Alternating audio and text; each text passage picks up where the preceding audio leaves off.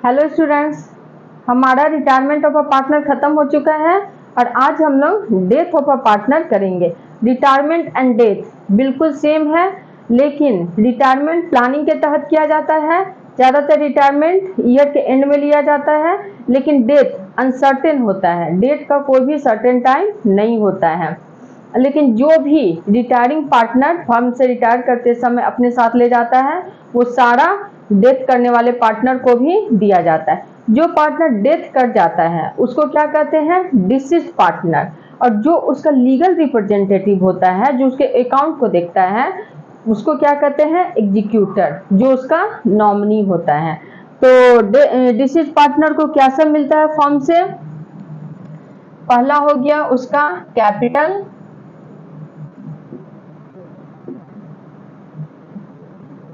Second share of goodwill,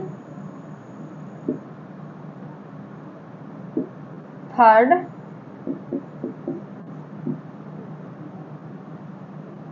share of profit and loss on revaluation,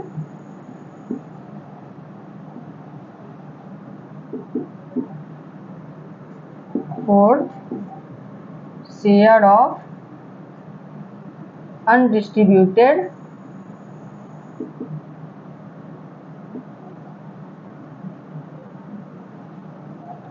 profits and reserves.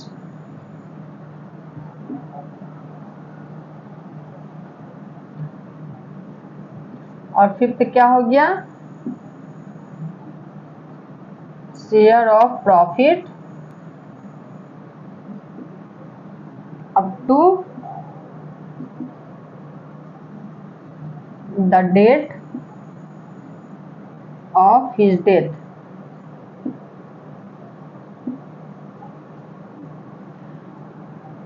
Retiring partner को भी ये सारा चीज मिलता है। Capital, share of goodwill, share of profit and loss on revaluation, share of undistributed profits and reserves. Retiring partner अपने साथ ये सब लेकर जाता है। डेथ के केस में यही एक डिफरेंस है, share of profit up to the date of his death, क्योंकि डेथ क्या है? अनसर्टेन है, कभी भी डेथ हो सकता है।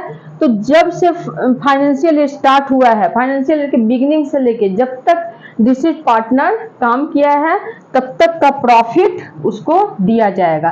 तो ये प्रॉफिट एंड लॉस कब कैलकुलेट किया जाता है? ईयर के एंड में, लेकिन ये डेथ तो कभी भी हो सकता है। तो इस प्रॉफिट को जब तक वो काम किया है वो कैलकुलेट करके एग्जीक्यूटर के अकाउंट में हमें डालना होता है। तो प्रॉफिट कैसे कैलकुलेट किया जाता है वो हम लोग देखते हैं। कैलकुलेशन ऑफ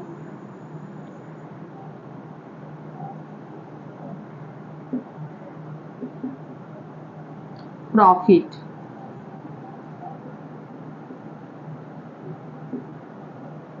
इसका दो मेथड है।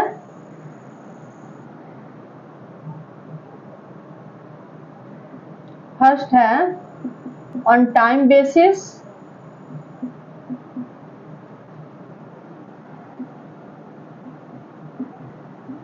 एंड सेकेंड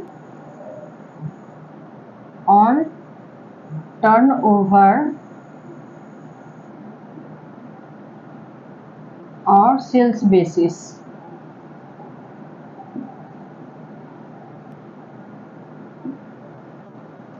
टाइम बेसिस पर प्रॉफिट कैलकुलेट करने के लिए हमें क्वेश्चन में क्या क्या देखना होता है? Last year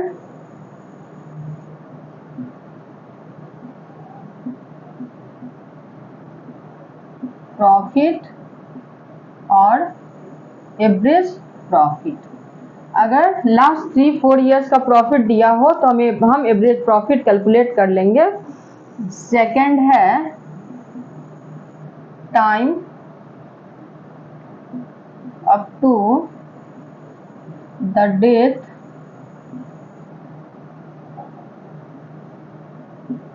of the partner.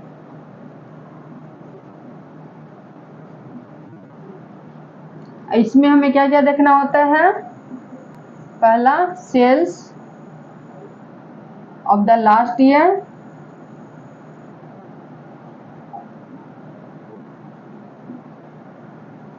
Second profit of the last year,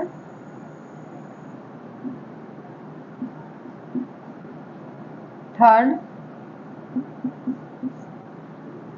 sales up to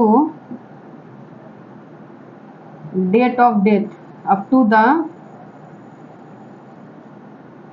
date of death.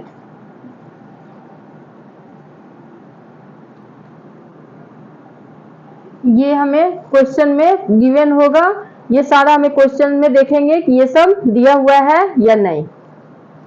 अब हम इसका फॉर्मूला देखते हैं। टाइम बेसिस पर अगर हमें प्रॉफिट कैलकुलेट करना हो तो उसका क्या फॉर्मूला है? Profit of deceased partner. Disease partner किसको कहते हैं? जिस पार्टनर का डेथ हो जाए उसे डिसीज पार्टनर कहते हैं। Profit of deceased partner is equal to last year profit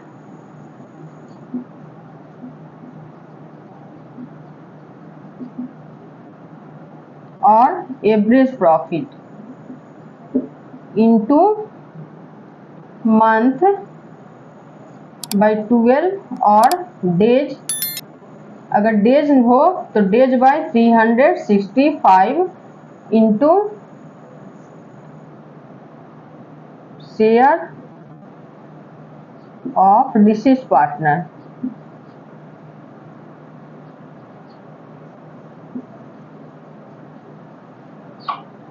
ये हो गया फॉर्मूला ऑन टाइम बेसिस का। और इसका ऑन टर्नओवर सेल्स बेसिस का क्या होगा फॉर्मूला? इसका हो जाएगा profit of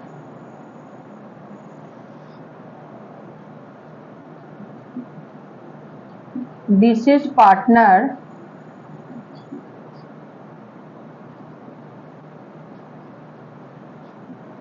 is equal to sales up to the date of death into percentage of profit to sales into share of deceased partner।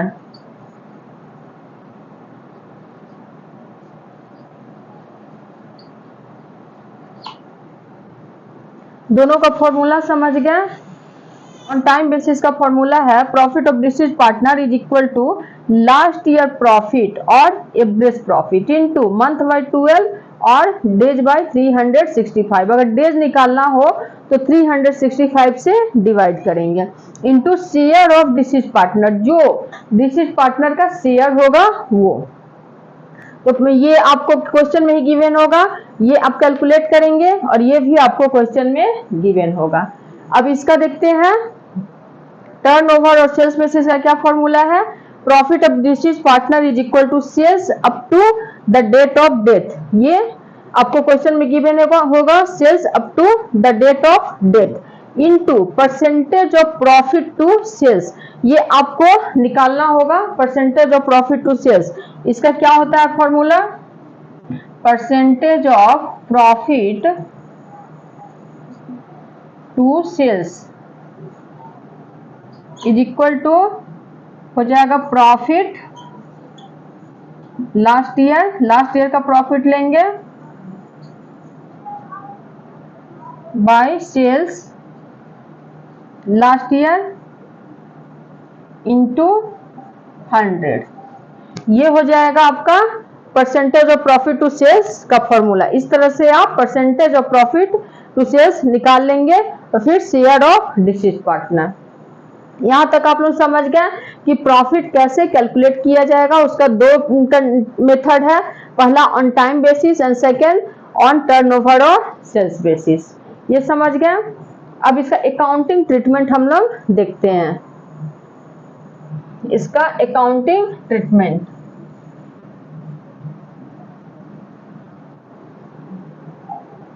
अब हम लोग इस प्रॉफिट का अकाउंटिंग ट्रीटमेंट देखते हैं। Accounting treatment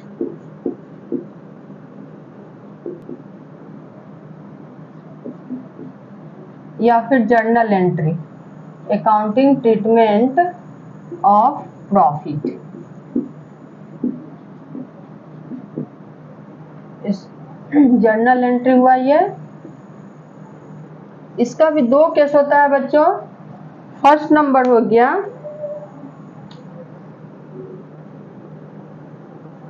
when there is no change in profit sharing ratio of the remaining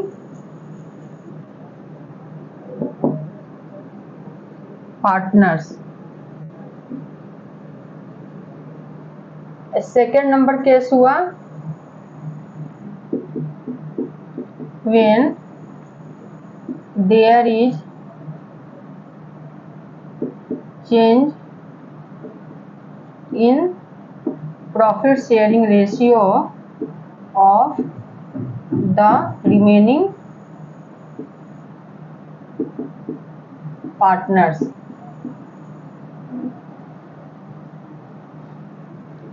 अब इस case में क्या एंट्री करते हैं? इसका हो जाएगा प्रॉफिट एंड लॉस, इसका एंट्री होगा profit and loss suspense account, debit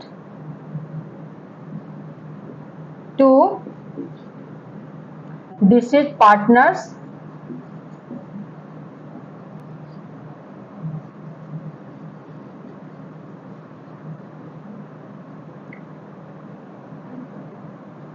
capital account.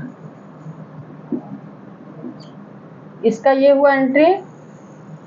इसका हो जाएगा जब when there is change in profit sharing ratio of the remaining partners, जब आपके क्वेश्चन में न्यू रेशियो गिवन हो, रेशियो चेंज हो जाए, उस केस में क्या करेंगे?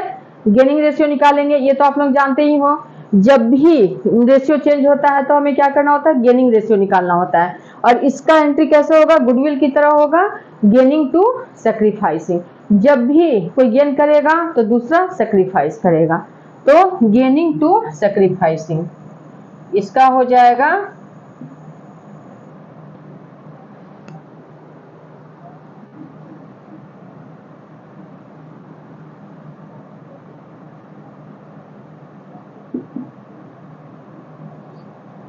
Gaining to sacrificing.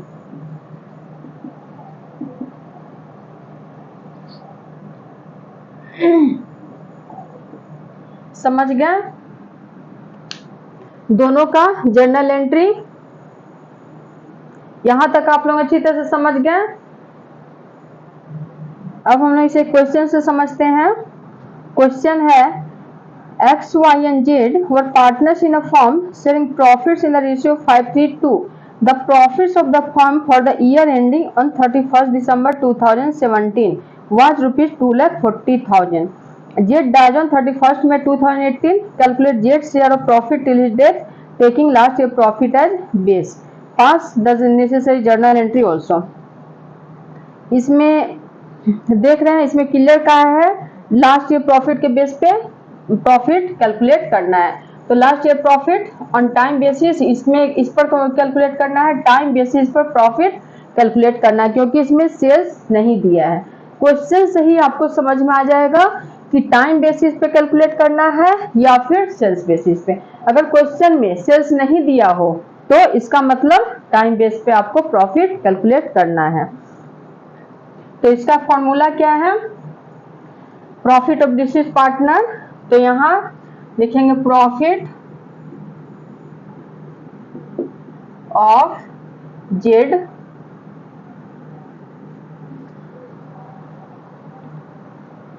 इसका लास्ट ईयर प्रॉफिट क्या है? लास्ट ईयर प्रॉफिट है 2,40,000। 2,40,000। अब तो फर्म का स्टार्टिंग डेट क्या है? 1 जनवरी। तो पूरा जनवरी हो गया, फरवरी, मार्च, अप्रैल, मई, 31 में। तो कितना मंथ हुआ? 1 2 3 4 5। तो यहाँ क्या करेंगे? 5/12 मंथ कैलकुलेट करना समझ गए। अब शेयर ऑफ डिसीज्ड पार्टनर, क्या शेयर क्या इन लोगों का?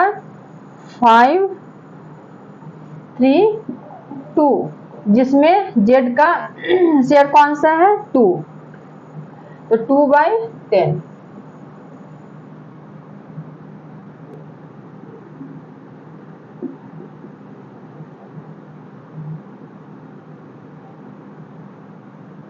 तो कितना हो गया?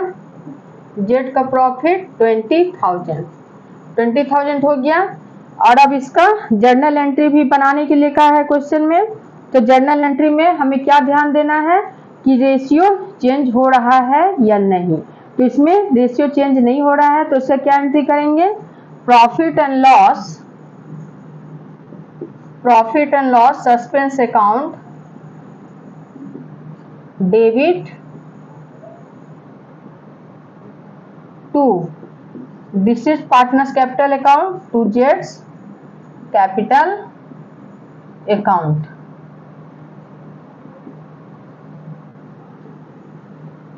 यही हो गया हमारा जर्नल एंट्री। तो यहां तक आप लोग अच्छी तरह से समझ गए। अब हम लोग कुछ क्वेश्चन नेक्स्ट वीडियो में देखेंगे। आज इस वीडियो को यहीं खत्म करते हैं। अगर आप लोगों को मेरा ये वीडियो पसंद आया हो तो प्लीज लाइक शेयर सब्सक्राइब करना ना भूलें। Thank you.